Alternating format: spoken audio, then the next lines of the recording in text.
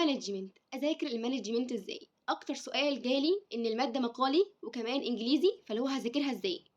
المانجمنت من المواد اللي محتاج ان انت تقعد تتعايش معاه كده وانت بتذاكر، يعني هو مش هتفتكر شرح الدكتور او في المحاضره انها ماده نظريه، يعني حتى لو فهمتها في المحاضره وحليت عليها شويه اسئله هتيجي برضو ساعه المذاكره هتلاقي ان انت مش فاكر الشرح اصلا، خصوصا ان الفاينل بيكون فيه اسئله مقالي، فاكتب بقى يلا ويديك السؤال، يديك سؤال بدرجه قد كده علشان تكتب فيه كتير.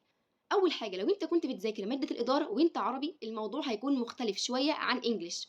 عربي هتلاقي الدنيا بسيطه شويه لان هو عربي انت فاهم مكتوب ايه، لكن الانجليش بتقابلنا مشكله ان انا محتاجه اترجم الاول بعدين ابدا ان انا احفظ، يعني افهم الاول وبعدين ابدا ان انا احفظ.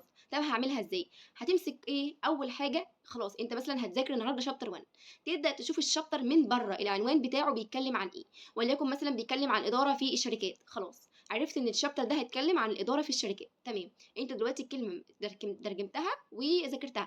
انت ممكن طريقه مذاكرتك تختلف، ان انت مثلا بتحب تذاكر من على اللابتوب، تبدا ان انت مثلا تعمل نوتس عليه بالقلم عادي، او ان انت مثلا تكتب فيه كشكول وتبدا ان انت تنقل الشابتر وتحفظ منه. عن نفسي كانت طريقه المذاكره دي اللي بتريحني، ان انا بنقل الشابتر كله، والله عارفه ان هو ذل بس انا كنت برتاح كده. بكتب الشابتر كله في الكشكول وابدا ان انا اي حاجه مش فاهماها او مش عارفاها اكتب الترجمه بتاعتها فوق، علشان انا بحب الطريقه دي، لاني بالطريقه دي انا بثبت المعلومه في عيني، وبثبت المعلومه بحيث ان انا ساعه الامتحان ممكن انا ما كنتش فاكره المعلومه بس فاكره مكانها في الصفحه فين، وعن طريقها اقدر ان انا افتكرها. عشان كده انا بحب الطريقه دي جدا، ما بحبش مذاكره الموبايلات ان انا امسك موبايل واقعد اقرا فيه وكده وان انا كده ذاكرت، مفيش الكلام ده، انا ما بحبش كده. فاللي هو بحب ان انا انقل الشابتر كله في الكشكول واعلمه بهايلايتر وبقلم اسود واحمر ويظلل على حاجه مش فاهماها، والسؤال ده مهم والكلام ده، علشان لما تيجي ايام الامتحانات وتيجي ساعه الامتحان في اللجنه في حاجات كتير قوي تلاقي نفسك مش فاكراها. فاللي هو انت من خلال اللي انت المعلومه اللي انت عاملاها في الكشكول او الهايلايت اللي انت عاملاها على حاجه معينه هتفتكريها، وهتفتكريها مكانها في الصفحه فين. طب تمام، ما علينا، عرفنا كل واحد هيذاكر ازاي باختلاف بقى، سواء تاب او لابتوب او من الكشكول. طب تمام، هذاكرها ازاي؟ عرفنا في الاول ان احنا هنشوف الشابتر كتوتال بيتكلم عن ايه. قلنا مثلا مثال اللي هو بيتكلم عن اداره الشركات. طب تمام، ابدا بقى بعينيا كده امر على كل سلايد واشوف، يعني مثلا الهايلايت العنوان الكبير دون ليه 3 سلايد، بعد كده العنوان دون مثلا ليه سلايد واحد، العنوان اللي بعده ليه 2 سلايدز، خلاص تمام. عرفت مثلا ان الشابتر ده متجزأ لثلاث اجزاء، جزء بيتكلم عن كذا وجزء بيتكلم عن كذا وجزء بيتكلم عن كذا، خلاص انا كده سستمت دماغي الشابتر كله بيتكلم عن ايه.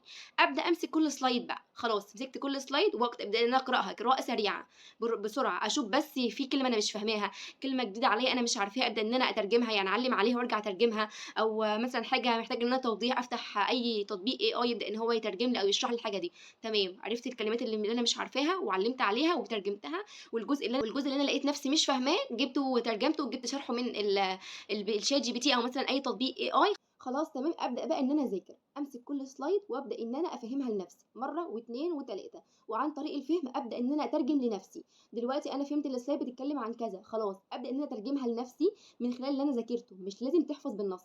هو انا في المواد النظريه لما تيجي تكتب ما تكتبش بالنص، هو الدكاتره بتكون بتتكلم يعني بتدور في الامتحان على كلمات مفتاحيه معينه، الكلمات دي لو لقيتها موجوده في السؤال بتديك السؤال كله صح من غير اصلا ما تقرا باقي السؤال. فاللي هو شوف الكلمات المهمه اللي فيها، او الدكاتره بتركز على ساعه المحاضره وركز فيها كويس قوي وانت بتذاكر. تمام، ابدا لخص الحاجه دي بقى بطريقتك انت بحيث انك تسهل لنفسك ساعه الامتحان.